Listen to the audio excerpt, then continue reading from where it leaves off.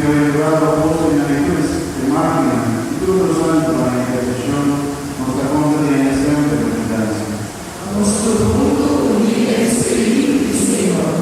Nos suplicamos, Señor, para ese servicio, para que nos llevemos tu voz, también se pase salvación del mundo, consolidar el amor de la Iglesia durante su pasaje del mundo. Cuida a los Papa Francisco, los obispos, Luis, por ello el obispo del Pedro y el pueblo de tu palabra. Escucha oración a mi familia, tu mujer de segundo a vida de presencia, tanto misericordioso Padre, que presenta por todos los lunes, la unidad con la familia. Nuestro mundo unir el Espíritu, Señor. Tu madre del reino, tu madre del mundo, tu denado vaya por mi noche, muy de tu amistad, nuestra estrella vaya en el reino del mundo, nos provoca eternamente de plenitud de gloria, Padre de Jesucristo, nuestro Señor, de quien todo el mundo, que generosamente de tu programa. Amén, te quiero, tu obediente, Dios Padre Todopoderoso, y el unidad del Espíritu Santo, tu honor y tu gloria, de tu siglo y siglo.